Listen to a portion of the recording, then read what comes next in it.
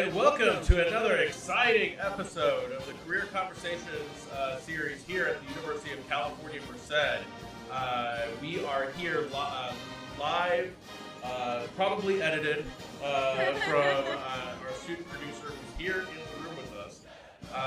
And we are going to be talking today about a very special guest who is coming from San Francisco International Airport, SFO. Anna, who is actually an alumna of UC Merced, is going to be talking a little bit with you today about some great strategies to join up with SFO or maybe with city government in general. Really great advice. I remember Anna from a while ago, and she has thrived. And so I'm excited for her to share her story, and I'm excited to share with you some great tips along the way as well. So Anna, welcome. Thanks, Robert. Thanks for having me. Thanks, Hans. Hi, everyone who's tuning in. My name is Anna Jivanovic. I am class of 2015. I graduated from UC Merced with a degree in environmental engineering and found my way to SFO as a business analyst in the Information Technology and Telecommunications Division. Yeah, and I fantastic work in that area. I'd love to begin today with our first question. And you sort of alluded to that first question right away into that area. Our first question is the question. It's the question that's always given in the interview. If you are a student and you're interviewing, very likely you have like a 95% chance of getting this question given to you in the interview process. And my question for you is, tell me a little bit about yourself. Thanks, Robert. So yes, Anna Jivanovic, UC Merced alum. I've been with the airport for 9 years now. And as I alluded to, I didn't start out in IT. I studied environmental engineering. And a question that I get a lot while I'm recruiting for the airport, going to different universities, or even people asking about my journey is, how did I end up in IT? So what I did do at UC Merced was I did research. And I ended up doing research through the Undergraduate Research Opportunity Center, which I believe is still an active center. I got a fund or a stipend to work for a summer, and that helped me pick any professor I wanted to go to. And I decided to do an internship that was focused on sustainable energy systems, carbon accounting specifically. And that exposed me to mapping systems, Geographic Information Systems, or otherwise known as GIS. And at the time, the airport was looking to expand its acumen within information technology in these systems, and you leverage it for data analytics. At the time, the trending term of data science. So I ended up going into SFO as a data science intern. My research experience, what I really liked about research was a lot of the writing and gathering of information, and that's what led me into business analysis and project management, which is really what my specialty is now, moving more into technology strategy now that I've done my MBA from UC Davis. That's fantastic, and thank you. That reminds me of GIS. I always tell our environmental system science at the time when you were here as a student, it was Earth System Science. Yes. But environmental system science students, environmental engineering students, or even our biology students are really emphasizing in ecology. Like GIS is such an interesting as well as useful tool that can help really start your career off. There's a big need out there for that particular role. So I remember those conversations. I remember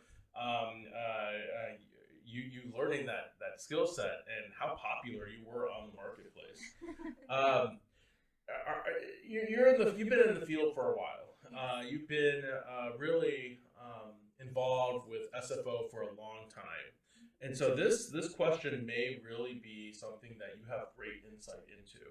Are there any ongoing changes or trends within your sector that you're really excited about in the future? You've seen so many changes, right, in that area. Like, what's going on in the future? What are you most excited about? Well, being in information technology, what I'm excited about is seeing us migrate a lot of our legacy systems into the cloud.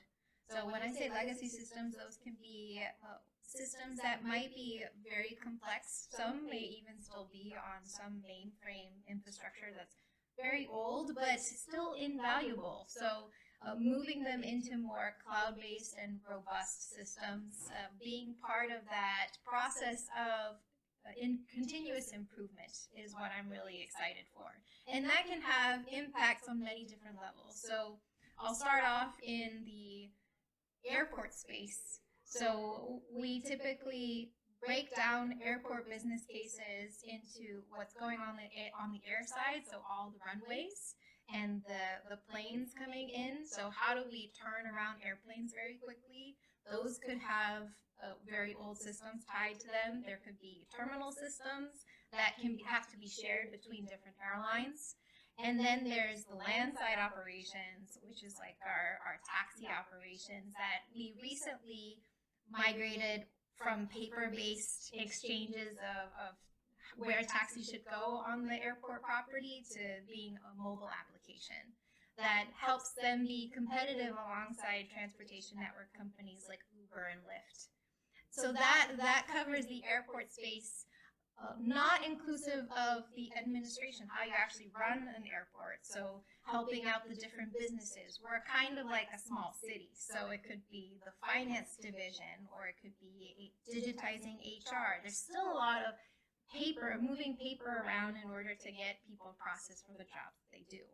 And then on the city level, because the airport is a department within the city and county of San Francisco, there's a lot of excitement in order to improve how the city operates. And we, luckily, as a department that's an enterprise department, get to have a lot of influence and a major impact that helps the city improve overall. So I'm excited because the trends are about enabling choice, whether it's on the side of the guests that go through the terminals, or if it's on the employee side of people who actually get the work done and help planes get off the ground.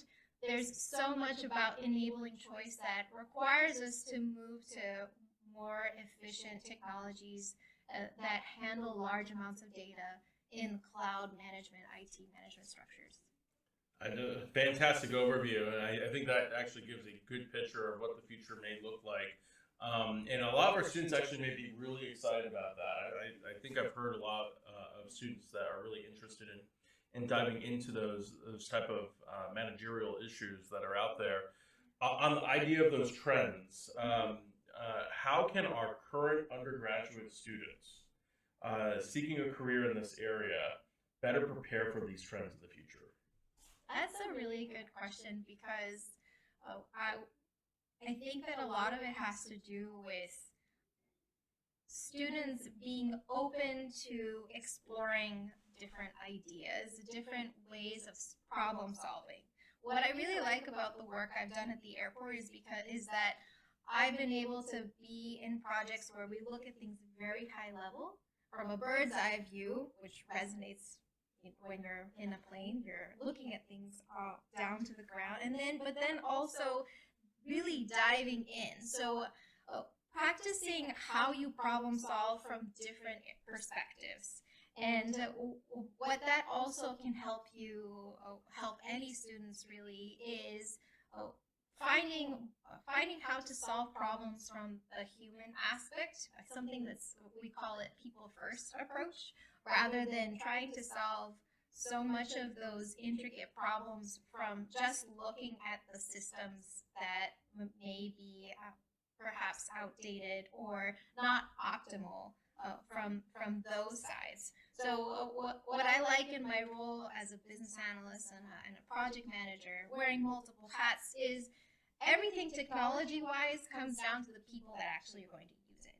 So when you can put yourself in those shoes, get to know the people that will be the actual users of the system, or even have any kind of a role in it, what will help them to do the work in a better way, or to actually interact with the technology that you're trying to build? Because otherwise you're building something and it may not resonate with them.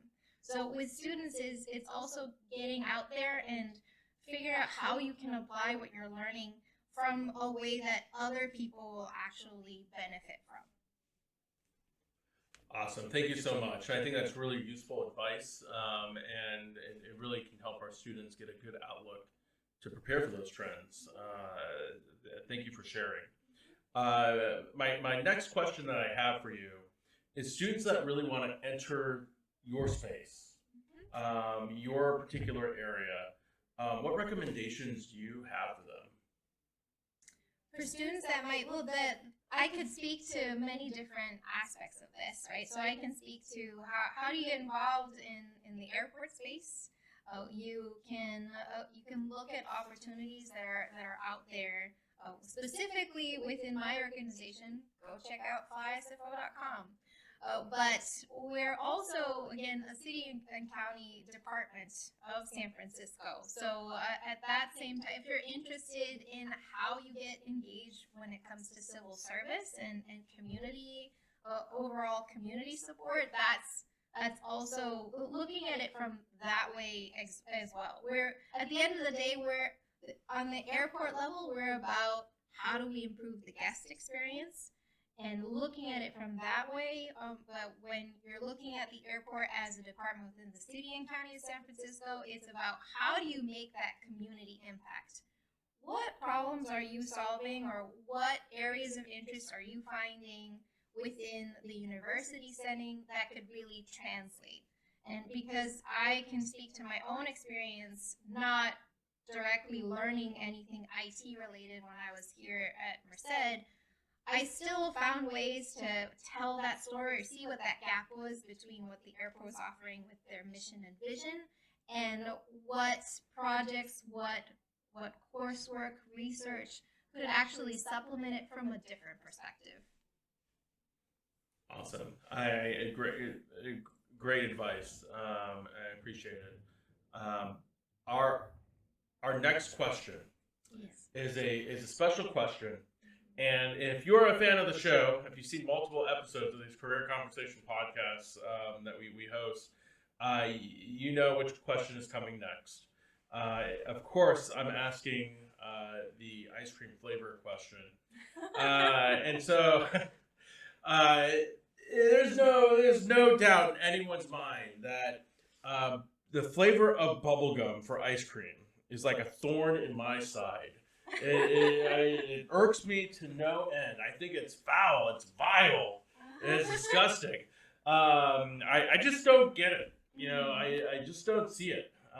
If you're gonna want the flavor of bubblegum, right? Why don't you just choose bubblegum? And so my question for you is, what is your favorite ice cream flavor, and why is it not bubblegum?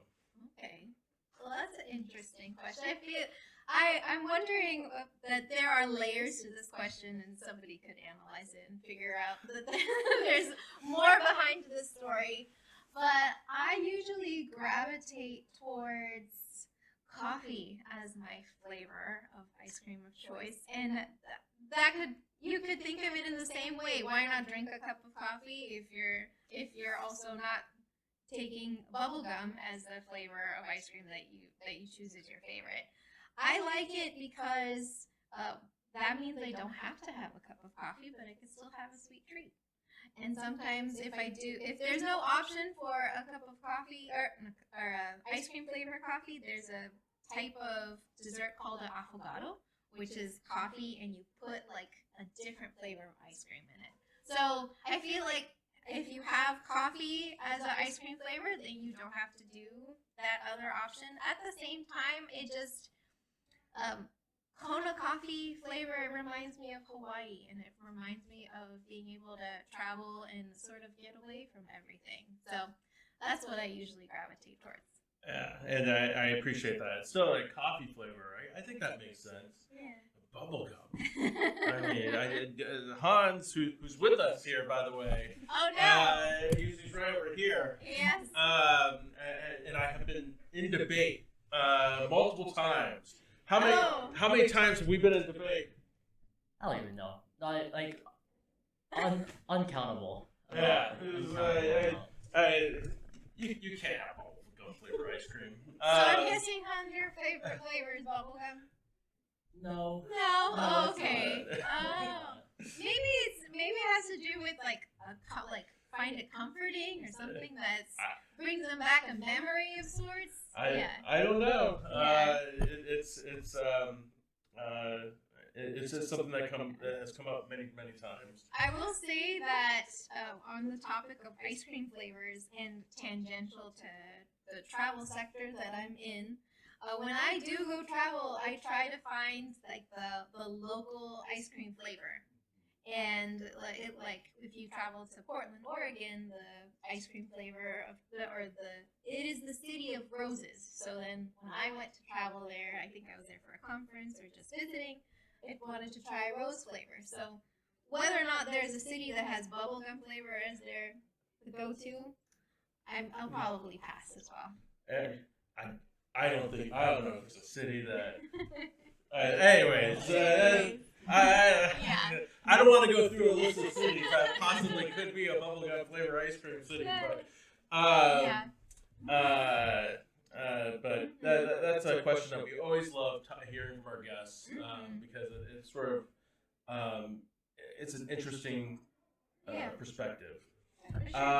Back to like the work that you do, a lot of the work that you do at SFO.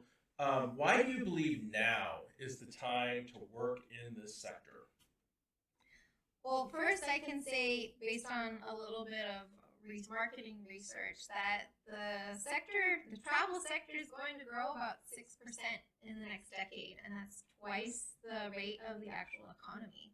So being in this space, trying to get in now, there's probably problems that are out there that we're solving today in order to accommodate what that 6% impact is going to be like. So that's inclusive of domestic travel, whether it's within the U.S. or if it's international travel. We're seeing that boom already because people are traveling post-pandemic. A lot of people have that itch to travel, and it impacts how airports operate. Right now, San Francisco International Airport is considered on the larger hub size, and if this 6%, if we look at 6% for SFO, that's going to mean larger crowds. It's going to mean having shorter turnaround times at the gate. So when the airplanes are entering or exiting certain gates and switching airplanes. So imagine if we didn't do anything technology related now, it will impact customer satisfaction, whether people choose to fly out of SFO. And then even on the broader sector of the city, that means that there's going to be more congestion in the cities, more impact on tourism. So we need to be doing a lot of forecasting now, and that it's a great time to be involved or get the foot in the door when it comes to entering the workforce, because you'll be part of planning ahead in that future. Awesome, thank you. I think it's just a cool place to work. There's a little bit of that too, yes. The global center, a global port of entry, right? Yes. It's so great. What words of advice do you have for students interested in engaging with your organization? I'd say that if you ever have the chance to come and visit SFO, that by all means, whether it's traveling through SFO, there's also a lot of things to see on the side of our operations. So for many of those maybe don't know, SFO has one of the only airport accredited museums on site. So even for those who might be interested more in the arts or social sciences, there's something to learn about what we do in terms of curating pieces for the airport. We have our own archive. We also help other areas of the city maintain arts and culture. So that's one thing that you'd find interested in engaging is stop by. Reach out to any ways that we could, the airport could actually help you see and get a feel of what it's like to work here. So I would suggest that students do that, whether it's through the career center or it's through actually reaching out individually. That may be one of the ways of engaging. But we also have ways of, if you're interested in career opportunities, we are career pathways. We're very much into establishing career pathways for those interested in starting their careers at the airport with the city, and there's ways of getting into our talent community. So looking out for those opportunities as well. Fantastic. Thank you so much. I'd like to ask you another question. This one's more along the lines of, since you're alumni, I wanted to sort of talk a little bit about UC Merced, your experience here. Could you tell us like what you miss the most about UC Merced in general? I love coming back to UC Merced and seeing the campus for how it's grown. And it brings me back to when I was here every day. I loved seeing the investment that UC Merced made from the very beginning in making LEED certified buildings, the actual layout of all the classrooms, the research labs, the way that it's grown. There's nothing like it. I can, for those chiming in on the podcast, I actually have a view into the courtyard, and I remember when the cherry blossoms would bloom and just being in the quad and in between classes and being able to walk around and just see the heart. It represents or reflects the heart of the Central Valley. I'm very grateful that I got to spend 5 years being part of this community. Growing up in the Bay Area, it's slightly different, and yes, I made it my way back so that I could be closer to family. But these 5 years of seeing how the university was growing even as I was here, I don't think there's anything else like it. And the fact that in the 9 years since I left, the campus size has doubled and it keeps growing. You're part of that history, as whether you're a student, whether you're an alumni, whether you decide to work at the university. That's something that I really cherish. And coming back, I'm always reminded that I have that part of UC Merced's legacy. And you certainly do. You've helped really make this campus what it is today. You should be really proud of what you've accomplished, but also laying the foundations for building out this really great research university that we have here today. And I appreciate you telling your stories, how you were involved with UROC, and which is an incredible resource for this campus. It still exists here on this campus. Great research, great organization to get you research opportunities here at UC Merced. And just really appreciate you sharing your story, your perspective around that. My final question that I have for you is, listening to you speak, I know our students are going to want to apply to SFO. The City of San Francisco, County of San Francisco, I know that they're going to want to apply for internships and careers with your organization. Where can they go to find those internships and careers? Where should they go next as their next destination after listening to this podcast? Maybe they're ready to apply. What should be their next step? Well, we have many different opportunities. I can say that there are different flavors of internships that students can look for. We like to consider ourselves a job center. So looking beyond the airport operations or working for the Airport Commission, working for the City and County of San Francisco, we also have a lot of partners that help us run as an airport. So always being on the lookout at flysfo.com, you'll see internships that will allow you to work for the Airport Commission, for the City and County of San Francisco. For this term, or what I would say, any engineering specific or STEM designated internships, our usual filing period is between November and February. Anything that's a little more on the business side, those internships have revolving timelines. So being part of our talent community is a way to really stay on top of what internships are available.